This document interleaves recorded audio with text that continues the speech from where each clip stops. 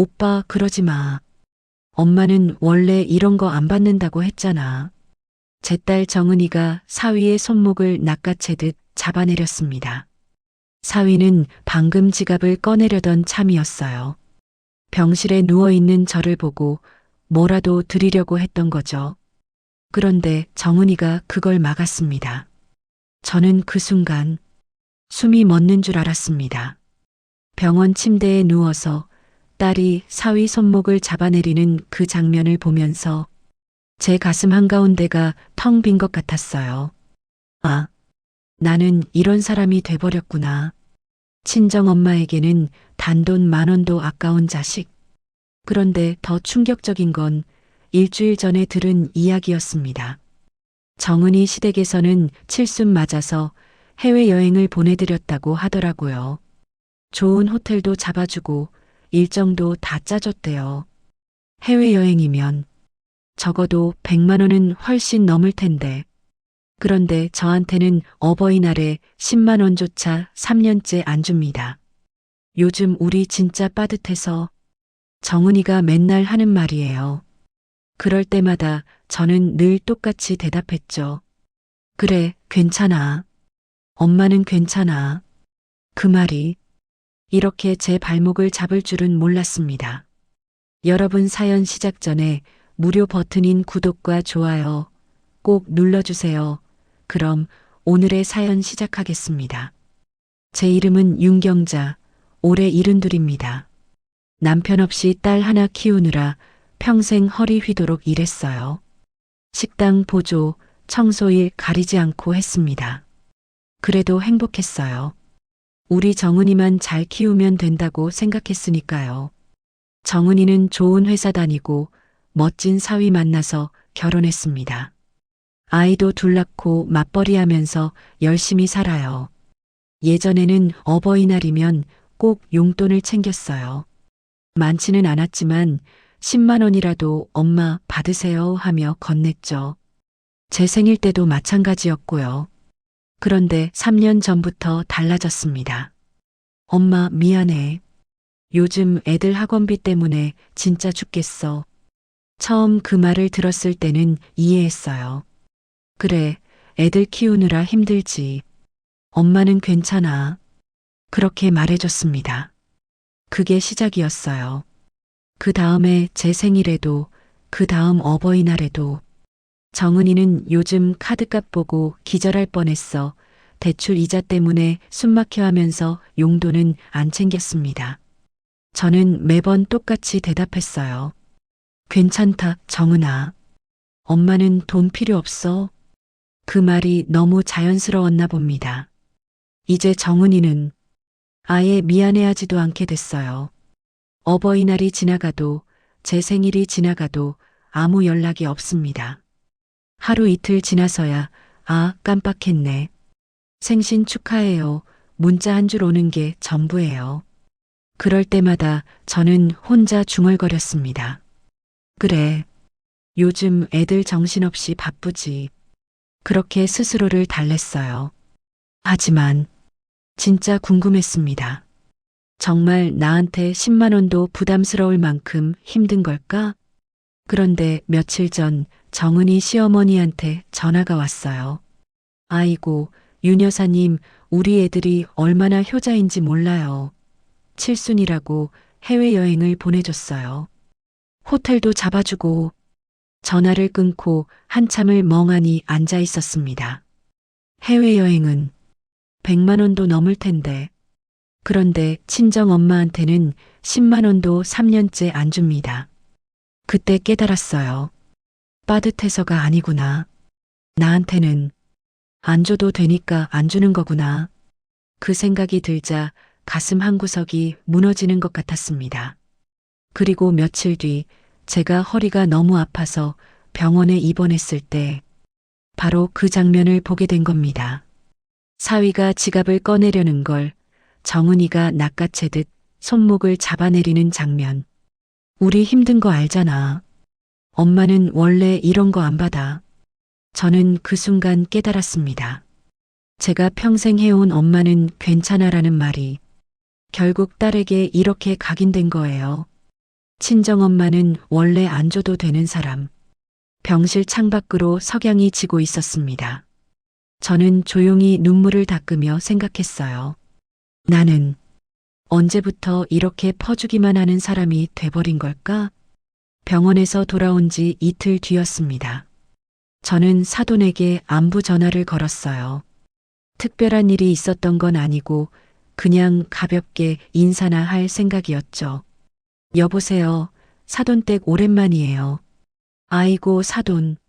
그동안 잘 지내셨어요? 사돈 목소리는 밝았습니다. 뭔가 좋은 일이 있는 것처럼 들렸어요. 그리고 얼마 지나지 않아 그 이유를 알게 됐습니다. 아유, 우리 애들이 얼마나 효자인지 몰라요. 이번에 제 칠순이라고 해외여행을 보내줬어요.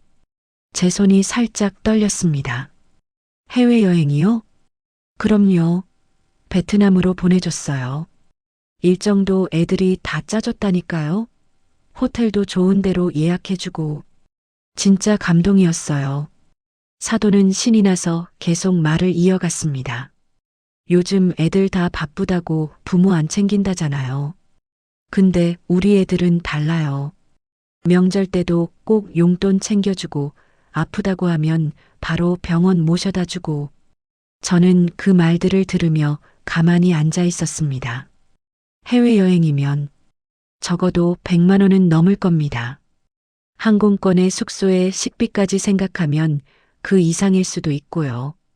그런데 정은이는 저한테 어버이날 10만 원도 3년째 안 줬어요. 사돈 따님도 효녀잖아요. 요즘도 잘 챙겨주시죠? 사돈의 질문에 저는 잠시 말을 멈췄습니다. 네, 뭐. 바쁘긴 한데 잘 챙겨줘요. 거짓말이었습니다. 아니, 거짓말은 아니지만 속내를 숨긴 대답이었죠. 전화를 끊고 한참을 멍하니 앉아 있었어요. 정은이네도 나한테 그 정도는 할 수 있는 거 아닌가? 해외여행까지는 바라지도 않습니다. 그냥 어버이날에 10만 원이라도 아니면 생일에라도 그 마음만이라도 있으면 됐는데 저는 용기를 내서 정은이에게 전화를 걸었습니다. 여보세요, 정은아. 응, 엄마. 왜? 목소리가 좀 바빴어요. 아마 퇴근 준비 중이었나 봅니다. 아니, 큰일은 아니고. 정은아, 너희도 힘들겠지만 어버이날 같은 날에는 말을 끝까지 못하고 머뭇거렸습니다. 뭐, 많은 걸 바라는 건 아니고 그냥 마음만이라도. 그 순간 정은이의 목소리가 날카롭게 돌아왔습니다. 엄마는 괜찮다며? 뭐? 엄마가 그랬잖아요. 괜찮다고. 돈 필요 없다고.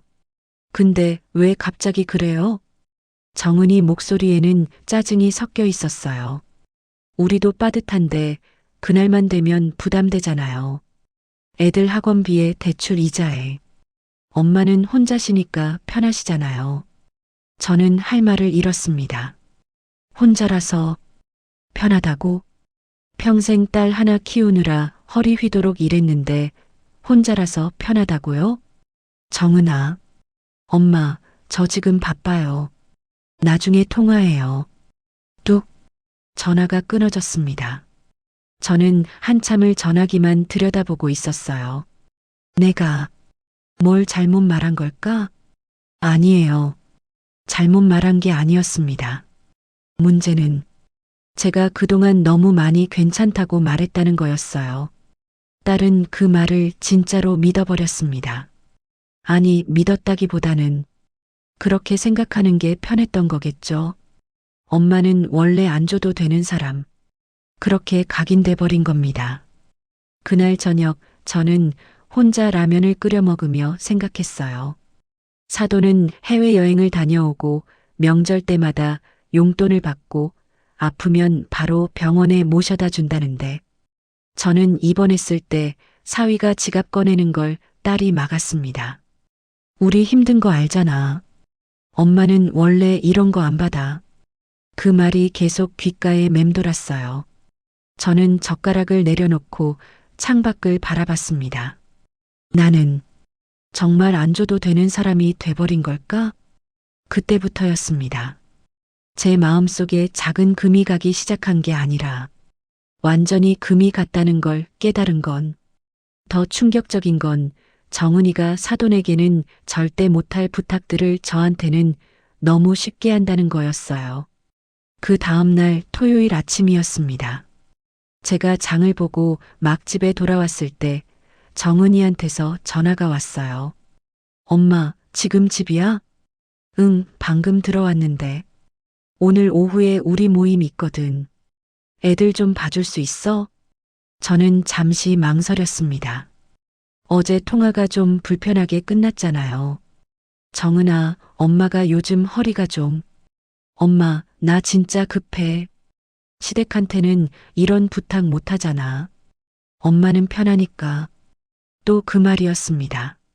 엄마는 편하다고. 혼자라서 편하다고.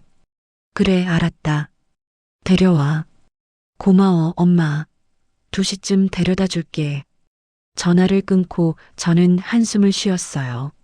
시댁에는 못하는 부탁. 그게 뭔지 알죠? 시댁에는 패 끼치고 싶지 않으니까, 조심스럽고 예의를 갖춰야 하니까 그런 부탁은 안 하는 겁니다. 그런데 친정 엄마한테는 너무 편하니까, 부담 없으니까, 그래서 아무렇지 않게 부탁하는 거예요.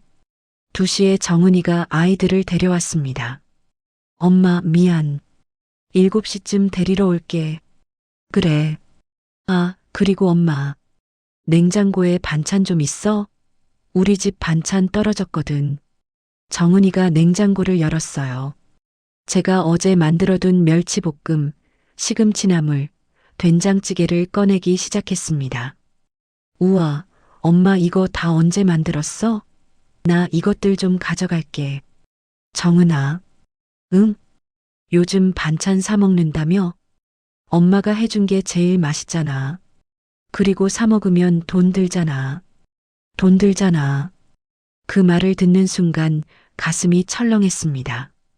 어버이날 10만 원은 부담스럽다면서 반찬 사 먹을 돈은 아끼고 싶은 거예요. 결국 제 반찬통 3개가 정은이 손에 들려나갔습니다.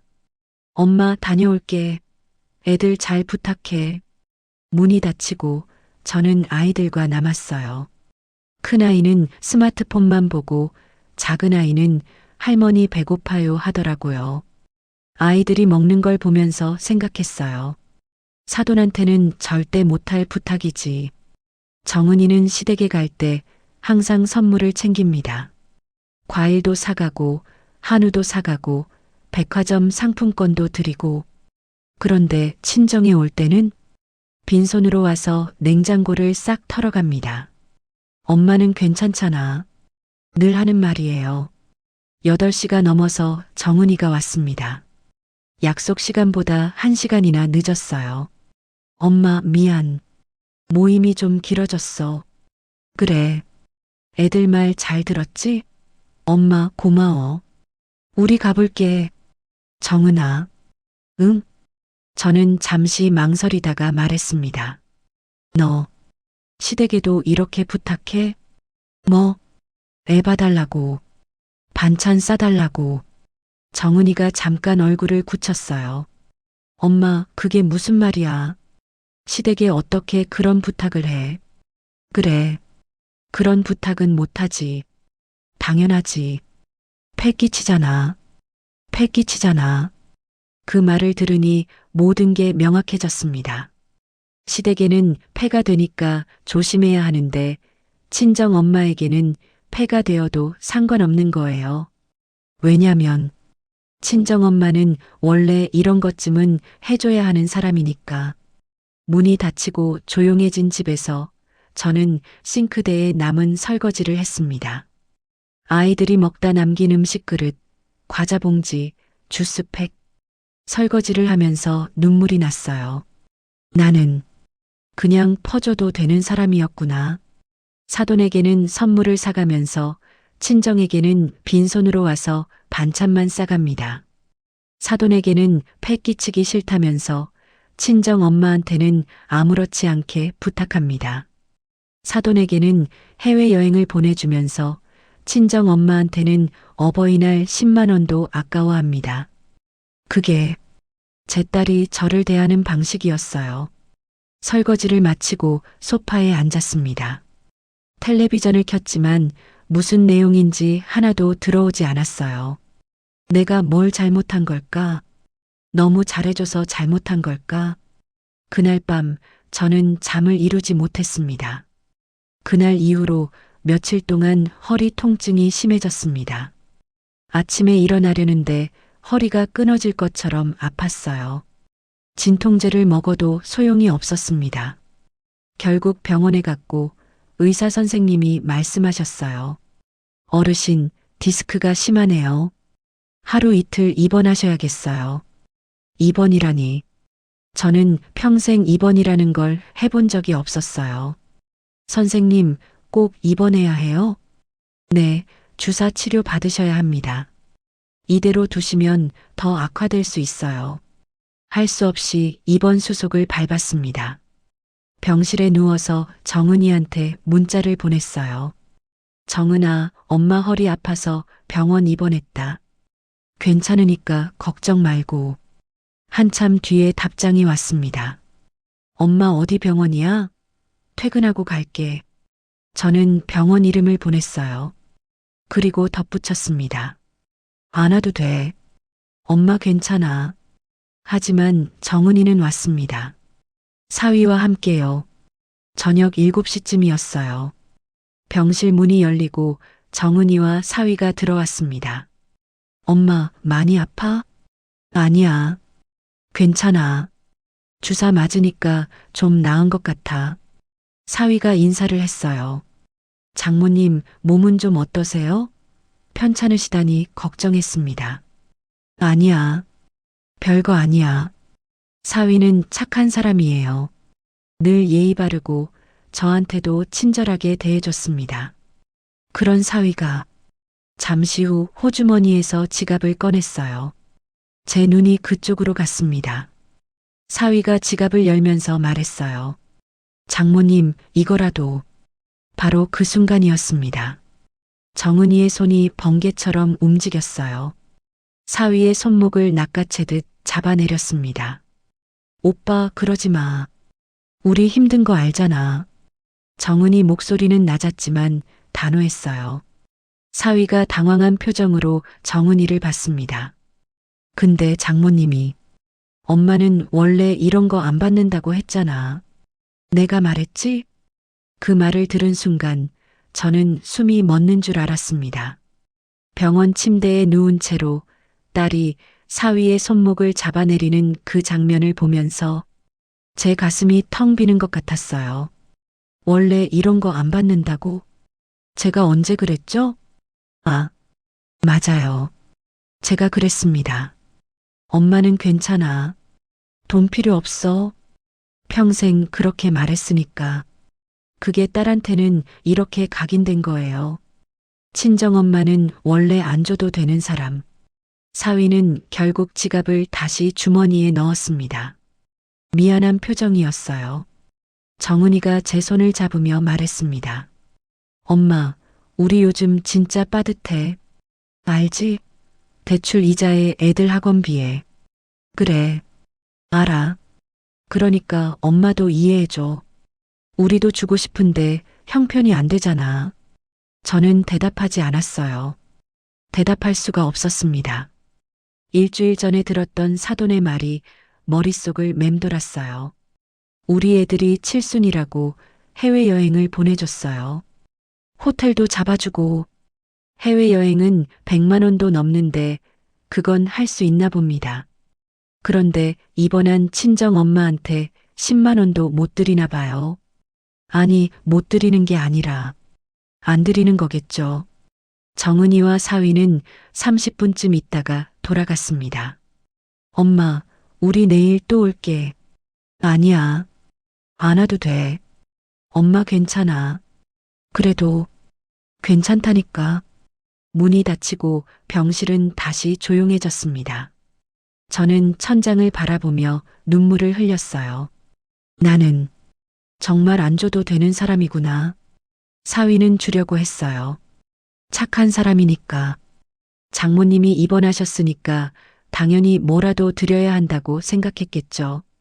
그런데 제 딸이 막았습니다. 친정 엄마한테는 단돈 10,000원도 아깝다는 듯이 그날 밤 저는 잠을 이루지 못했습니다. 병실 창밖으로 도시의 불빛이 보였어요. 저 불빛 아래 수많은 가족들이 살고 있겠죠. 어떤 가족은 서로 아끼고 어떤 가족은 서로 챙기면서. 그런데 저는 뭐였을까요? 평생 딸 하나 키우느라 허리 휘도록 일했는데 결국 입원했을 때 받은 건 엄마는 원래 안 받아라는 말뿐이었습니다. 그때 결심했어요. 이제 바꿔야겠다. 더 이상 퍼주기만 하는 사람으로 살 순 없다고. 병원에서 퇴원하고 일주일쯤 지났을 때였습니다. 정은이 생일이었어요. 예전 같았으면 미역국을 끓이고 용돈 봉투도 준비했을 겁니다. 우리 딸 생일 축하해 하면서요. 하지만 이번에는 하지 않았습니다. 아침에 일어나서 문자 하나만 보냈어요. 생일 축하한다. 건강해라. 그게 전부였습니다. 점심때쯤 정은이한테서 전화가 왔어요. 엄마, 나야. 응, 엄마. 오늘 내 생일인 거 알지? 알아. 아까 문자 보냈잖니. 정은이 목소리가 조금 떨렸습니다. 그게 문자만? 엄마가 맨날 미역국 끓여줬잖아. 올해는 안 끓였어. 왜? 저는 잠시 침묵했다가 조용히 말했습니다. 정은아, 너 요즘 빠듯하다며. 엄마도 이제 편하게 살려고. 무슨 소리야, 엄마. 너무 서운한데? 서운하다고요? 제가 병원에 입원했을 때 사위가 지갑 꺼내는 걸 막으면서 했던 말이 생각났어요. 엄마는 원래 이런 거 안 받아. 저는 심호흡을 하고 말했습니다. 정은아, 응? 너희가 어버이날에 10만 원도 부담스럽다며 3년째 안 줬지? 내 생일 때도 마찬가지고. 엄마, 그건 그럼 엄마도 이제 너희한테 아무것도 안 바라기로 했다. 정은이가 당황한 목소리로 말했어요. 엄마, 그게 그런 뜻이 아니잖아. 우리 진짜 힘들어서 그랬던 거지. 알아. 너희 힘들지. 대출도 있고 애들 학원비도 많이 들고. 그래, 엄마가 이해해주잖아. 근데 정은아. 응? 저는 또박또박 말했습니다. 너희 시어머니는 칠순에 해외여행 다녀오셨더라. 좋은 호텔도 잡아주고 일정도 다 짜줬다며? 정은이가 말을 잃었어요. 그건 오빠가 효자라서. 그래, 효자지. 100만 원 넘게 쓸 수 있을 만큼. 엄마.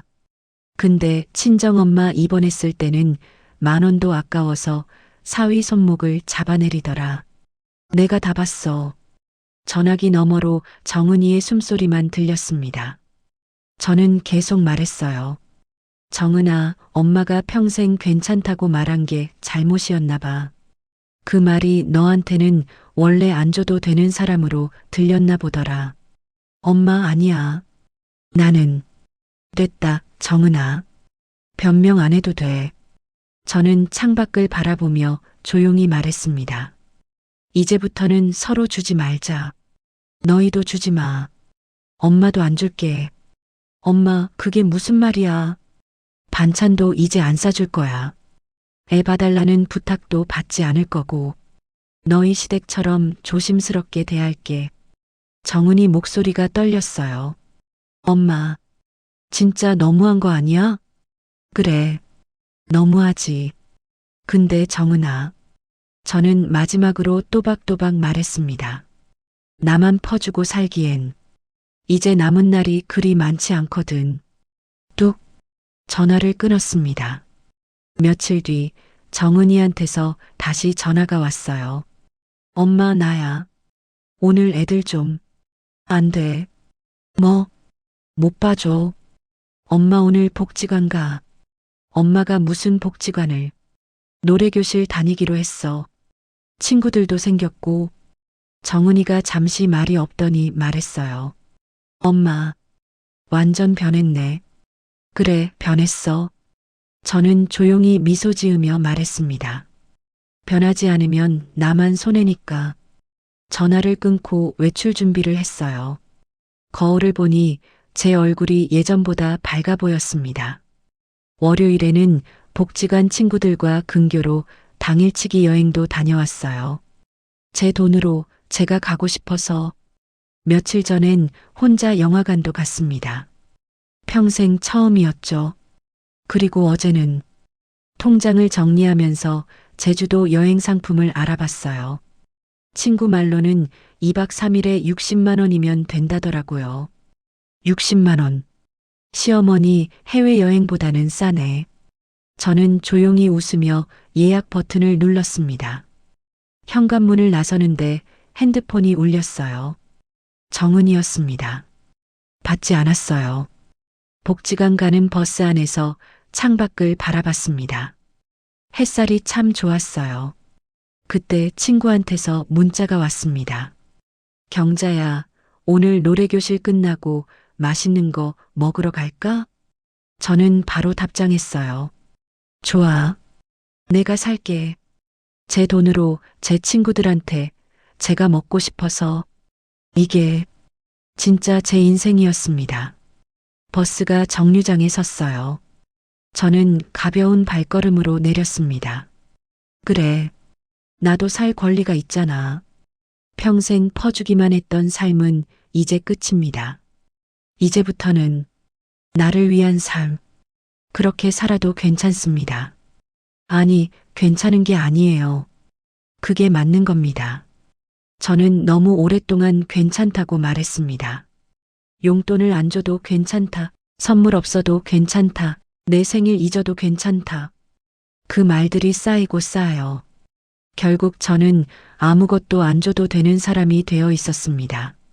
서운한 마음을 표현하면 속 좁다 하고, 힘들다고 말하면 잔소리라 하고, 도움을 청하면 부담이라 하겠죠. 그래서 저는 이제 내려놓습니다. 기대도 서운함도 억지로 맞추는 사랑도요. 자식에게 의지하지 않으면 편합니다. 자식에게 바라지 않으면 편합니다. 내가 나에게 기대면 그것만으로 충분합니다. 저는 이제 제 몫을 찾습니다. 평생 퍼주며 비워진 마음에 조금씩 저를 채워 넣으려 합니다. 혹시 여러분도 누군가에게 괜찮다는 말만 반복하며 살아오셨다면 이제는 한 번쯤 바꿔 말해보셔도 됩니다. 나도 괜찮지 않아. 그리고 나도 행복하고 싶다. 저도 그렇게 살아보려고 합니다.